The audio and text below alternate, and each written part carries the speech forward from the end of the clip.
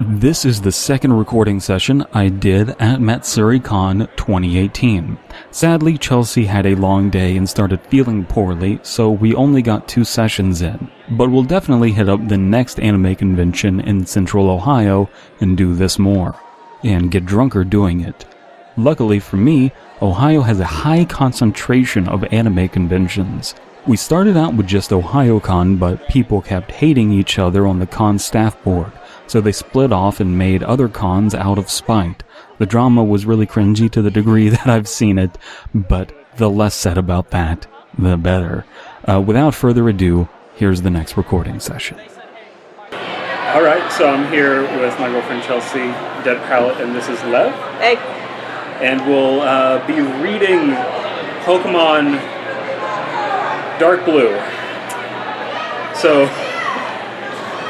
I discovered that there is a Creepypasta exclusive wiki earlier today. I mean, you shouldn't be surprised at this point. If there's something, there's probably a wiki for it. True, very true. And so I thought that this would be a perfect thing.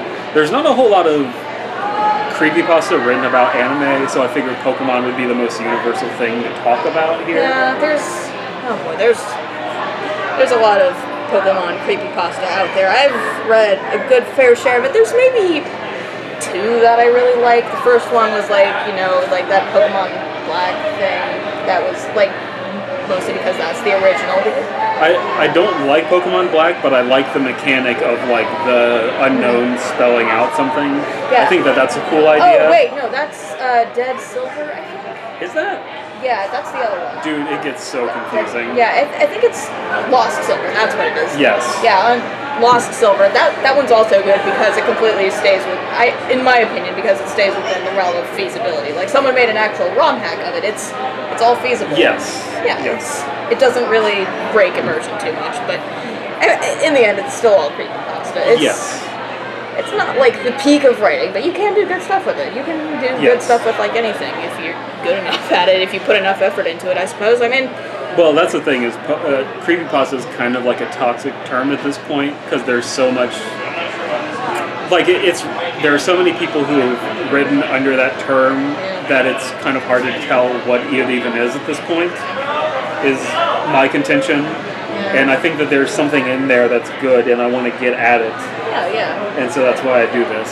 I mean, it's the same thing with fan fiction. It's got a negative connotation, but there is still something beneath that. Sometimes you gotta dig a little, but usually it's just... Well, there's so many people who write fan fiction that it's hard to get, and it's hard to find what's good without someone telling you what's good. Yeah, you can find some good stuff. How's your MatsuriCon experience been so far? I only got here like 7, 8 o'clock. I was working all day, and then just had to rush up here. But it's been great. Met one of my friends here. It's been real. It's been real so far. This is maybe the second time I've been to MatsuriCon. The first time I was in high school. Okay. Oh wow. Yeah, and that was the first time I was in MatsuriCon. First MatsuriCon. And I was also in high school. Oh wow! Yeah, when I was in high school. This was like not 2013. It's like 2010, 2009. I don't know. The point is, Homestuck was still big, and you know that big cascading staircase thing? Yeah. Covered in Homestucks. Yes, it really was. I remember that. Yep, those were the dark days. I mean, you say that, but there was a great Sweet Road Hell Jeff cosplay. Well, it was funny too, because like we're a bunch of anime fans, and then we're like the first time I saw the Homestuck people, I was like, I didn't even know what it was. I'm like, why are all these people just humans painted in gray? Right. And like I had people explain it to me, and I was like, I don't understand. It went away with. It ended, and so then like what's it called? What's the name of the fucking Earthbound thing? Undertale. Yeah. Undertale started, and then there wasn't really any effective way to cosplay most of that, so there was very few. So the Homestuck thing like really dove off real quick. It was like 2 years and then it was gone. It was out of cosplay. Yeah. But while it was there, it was everywhere. You're probably too young to remember the days of all of the L cosplays. The L cosplays. I haven't been going to cons for too long, so I'm sure. There was a wave of people wearing blue jeans and white t-shirts saying that they were cosplaying L. Well, I'm at least here for the Komaeda cosplayers. For what? The Danganronpa cosplayers. Oh, okay. Yeah, I don't like watch. No, I watch anime, but I haven't watched anime in a long time. That's fine. It's a game. Yes. Yeah, well, anime game, but yes. Yeah. Anyway, we should probably get into this. The way we'll do this is we'll just read paragraph by paragraph and interject whenever you feel like it. So if you want to start us off. All right. My name is Jamie. I'm a 16-year-old girl now living a normal life. I had a friend named Marcus when I was 9, but he moved away now. We went to school together and we grew up on Pokemon. When Blue and Red came out, I immediately rushed and bought it after seeing the trailer for this RPG train and fight game. Not surprised, I found that every local store around me had sold out of them. But my mom was reading the newspaper one day and it said Pokemon Red and Blue sale 76th Maple Street. Apparently they were selling them at double price, but it didn't bother me as long as I got my hands on it. So that's something that happened. I don't remember that happening with Pokemon games, but that happened with Pokemon cards because people couldn't keep them in stock, so they were price hiking really crazy. Yeah. At the height of like Pokemania. Yeah, I'm gonna be real. I don't remember that. I was born in '95. So there you go. Gotcha. But then when you're looking at like the term RPG train and fight game, that's a little awkwardly phrased. It is a little bit. Like I get what they're going for, but like that could have been worded better. I mean, it's not a bad start. And I don't know that there were like 9-year-olds at that time that were saying like RPG. I don't even know that was like in common. Do you remember growing up with the term RPG? No. I mean, I know that they weren't necessarily unheard of. I remember playing Final Fantasy X and not associating it with the phrase RPG. Yeah. Like RPG, I think didn't really come into vogue as a term until like maybe late high school for us. Yeah. Like maybe 2008. Yeah. I don't have anything to add on this. I know. It's okay. I just remember playing Pokemon and being like, oh my god, I want to play more games like this. Yeah, so we arrived at the sale and tons of people were already there, but I just had to get it. I waited for as long as I could ever imagine, and I finally got to the front. One Pokemon Blue, please. One alcohol, please. Well, I'll have one alcohol. I asked, I did not have one alcohol, I had 2 alcohols. Oh, okay. Yeah. I asked the man at the counter, "Oh, why hello, young girl. Aren't you too young for this game? It's Pokemon." Yeah, it's Pokemon. The plot twist is kind of... Okay. I don't know. Yeah. Rated 18 for mature Pokemon. Right, yes. Okay, minor nitpick. This might just be the way it's formatted on the website. It should be indented, like that should be a new paragraph when the dude is talking, because it's like, oh, hi, hello, young girl. I was thinking like, wait, she said that for a hot second. Yeah. Yeah, that's just a nitpick.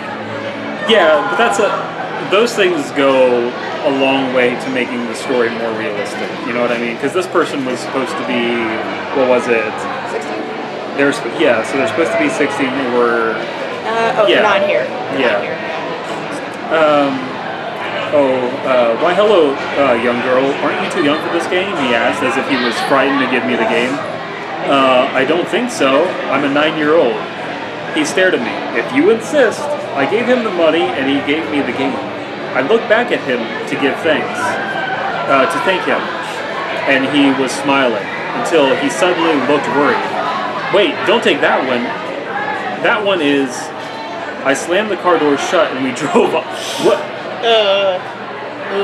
Wait. That's not a great plot. So this is this supposed to be like a garage sale, or? Yeah, they didn't really clarify. It's like people are clamoring. Her mom just like her mom drove a 4-door into the game store, and then they had to get Pokemon. You gotta drive from the window. Yeah, apparently. Wait. That's like... Don't take that one. That one is... Closes the door. That's...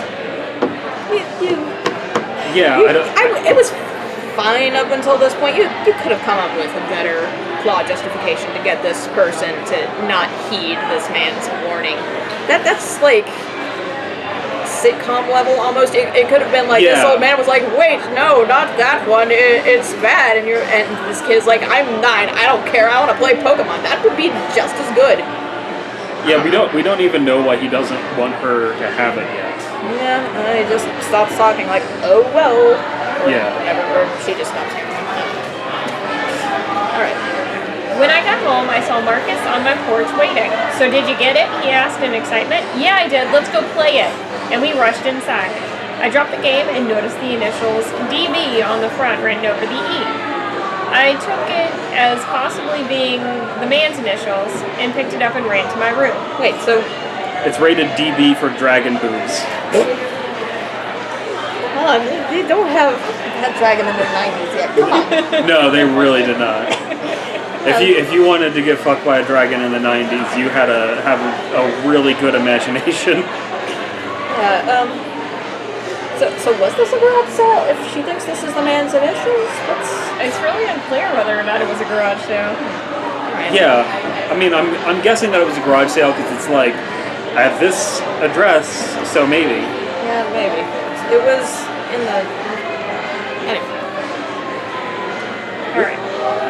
That's your turn. Alright. Sorry for interrupting. Oh, that's you're all fine. good.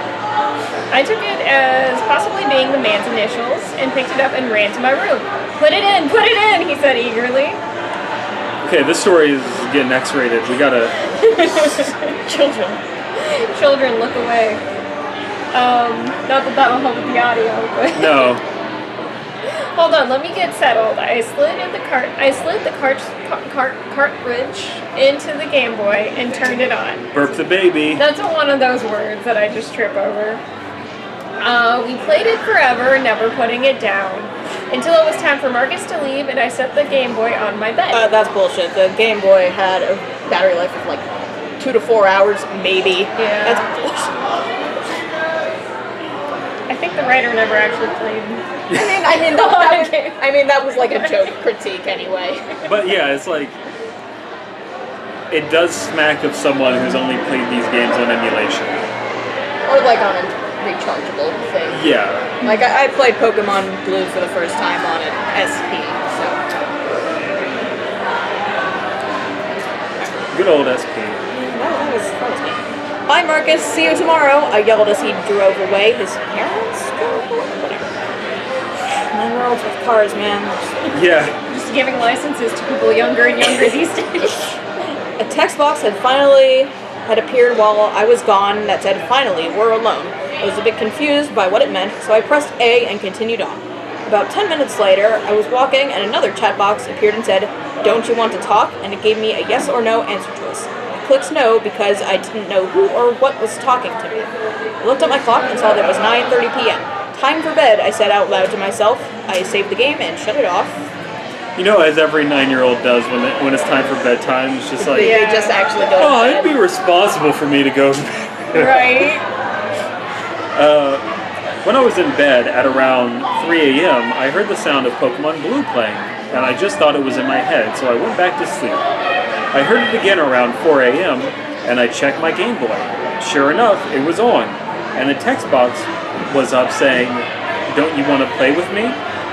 It gave me a yes or no answer choice again, and I assumed it was an automated thing that the developers put into the game to draw you back into the game after so long.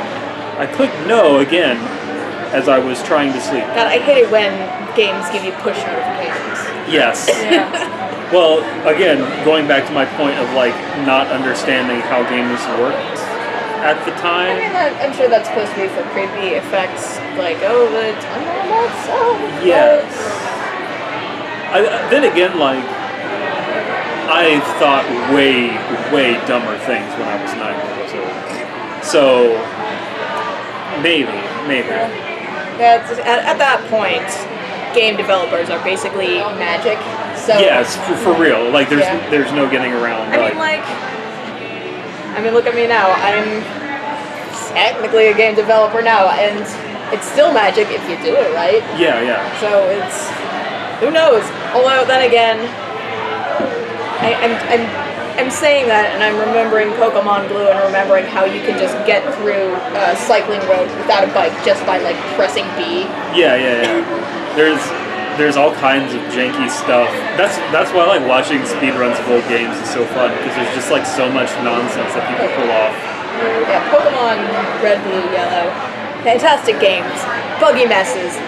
Love them to death.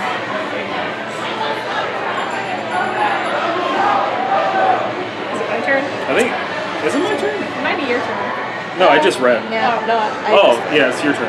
It's your turn. My turn? Oof. Yeah. Alright. The next morning it was a school day, so I went to school and had a good day. Great sentence. 10 out of 10. Great. Yeah, right? They're good days, Braun. They're all good days, Braun. I brought Marcus home with me to play the game. Today, no weird chat boxes showed up, and I thought it was just a part of the game. This is such an awesome game, said Marcus. I replied, I know, right? Then let him play. Again, it was time for Marcus to leave after hours of playing. I had only reached the 6th gym. I was about to enter when I saw another text box that said, don't ignore me. I'm imagining like a really sassy voice. Sassy text. Sassy Game Boy Color. Yep. Let's see here. Don't ignore me. I was very confused by this. Maybe this will set you off, it said, and the music stopped. No people were on the streets now and no one in their homes. The gym completely empty too. I started to think this is a plot line and I had to go to a bunch of cities and do quests and stuff, but it wasn't. My Pokemon all fainted. The Poké Center was empty, so I couldn't help that. I flew to every city, checking each one. None of them had people. The last city I checked was Lavender Town, hearing rumors about it being scary, but no one there either. I let out a sigh of relief. Ooh, creepy Lavender Town. Oh, creepy. Nice. This time. Good job. So, we brought in Lavender Town, and they're like, hearing rumors about it being scary, but you're at the 6th gym. You've seen Lavender Town. You've long seen Lavender Town. Yeah, but don't forget about the beta music that made kids kill themselves. Yes, kids killing themselves. No, it gave them migraines at worst. So how do you feel about this so far? Alright. I'm not gonna lie to you. I've read worse. Oh yeah. I've read one where a Lugia like came out of the game and I was like, yeah. Especially how creepypastas are supposed to be allegedly real. The thing I'm constantly baffled with when I read Pokemon creepypastas is the fact that you would think that these people would be fanatical enough to know enough about Pokemon to not get things like that wrong. You say that, but it's also like one of the lowest common denominators with media, as you mentioned before. Yes, but it's, I mean, in terms of like being a Pokemon fan, wouldn't you know that by Gym 6 you would have seen Lavender Town by now? You know? Yeah, probably. Yeah, you could at least Google it. Yeah. At the very least, do like some basic research before. Yeah. Kind of like how if you're writing an anime fan fiction, don't write them eating cereal for breakfast. But they don't really do that in Japan. That's a fact. Right. Or like I've actually seen a documentary about what people eat for breakfast in Japan. For some reason, that's really fascinating to me. There's a series called Japanology where they just like talk about all kinds of things you wouldn't necessarily know that you want to know about Japan, but it's like, yes, I want to know about Japanese breakfast habits.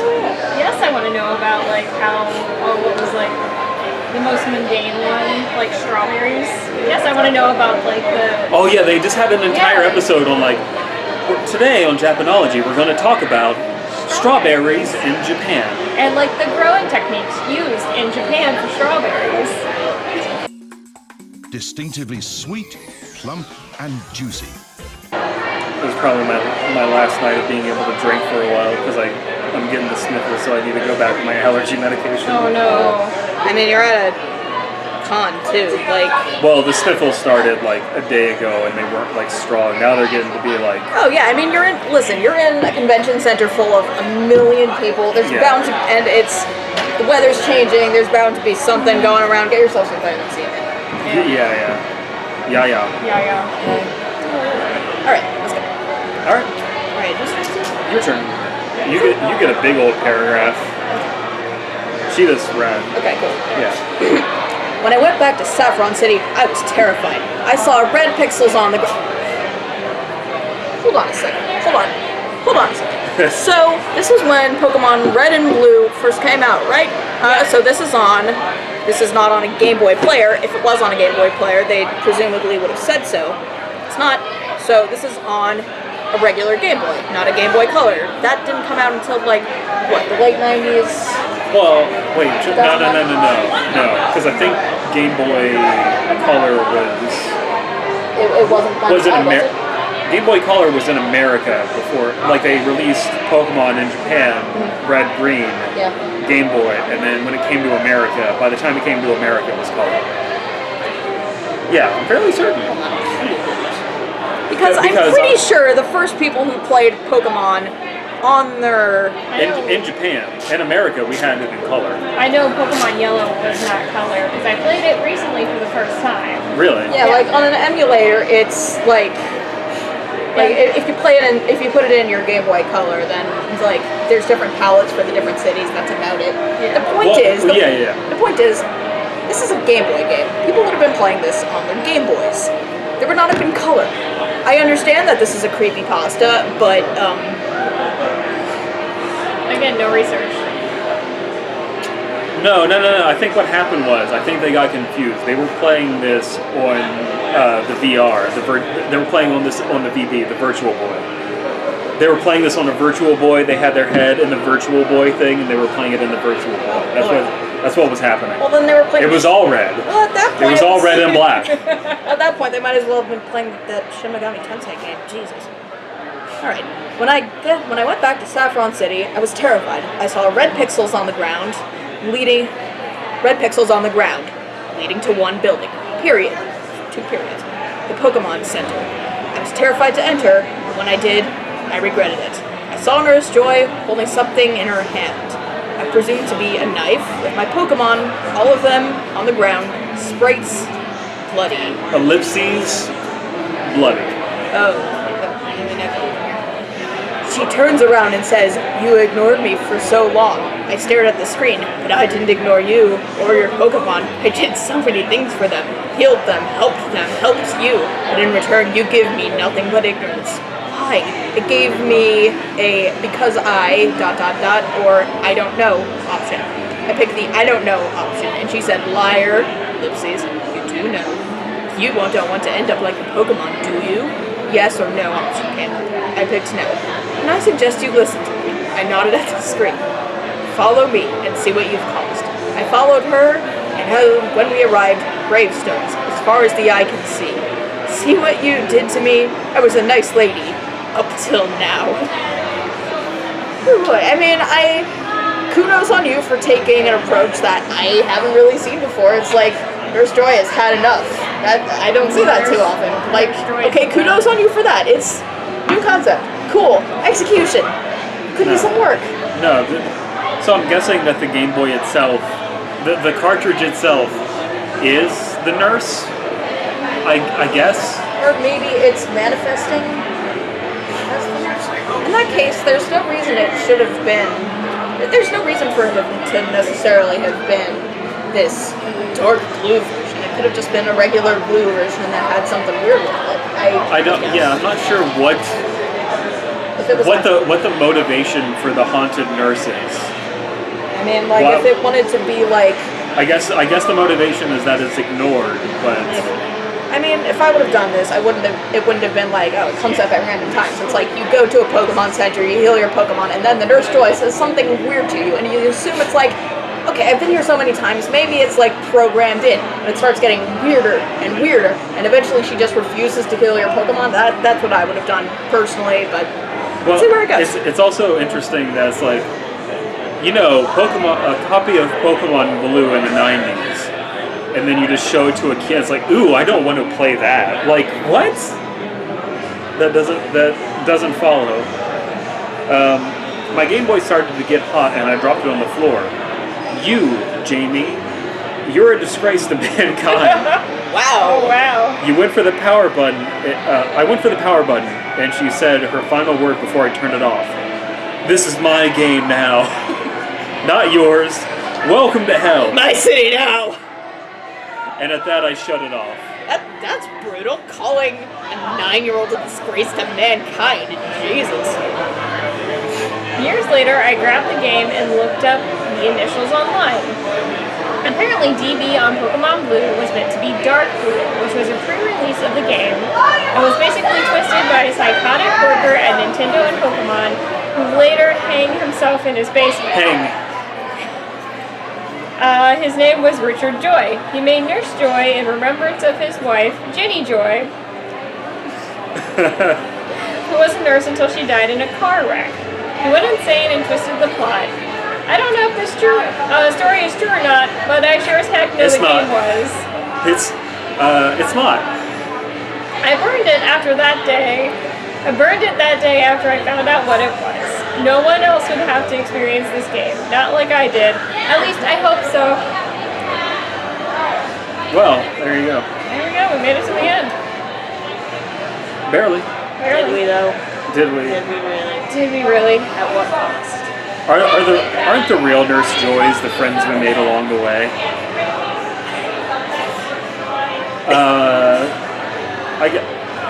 I don't think that there's much that needs to be said at this point. Do you have any final bits of criticism? What was that? It was okay up until that last paragraph. Like, it wasn't amazing, but that last paragraph was just... Well, that's the thing is, I think it was pretty bad past the first paragraph, but there's this tendency to really shit the bed in the last paragraph of these stories. I don't necessarily blame them. Ending stories is hard, but like Richard Joy, who worked at Nintendo. Yeah. Oh yeah. With his fucking wife, Richard Ginny Joy. It's true. My dad works at Nintendo. Yes. Yeah. So just Richard Joy, the American at Nintendo. The first American I remember hearing about working for Nintendo was some Canadian, not even an American, some Canadian dude who worked on one of the WarioWare games. First Whitey to work on it. I mean, like, that's not to say that there wasn't someone, but also, you can see the entire cast of who made the game in the credits. There were 4 total programmers, which is...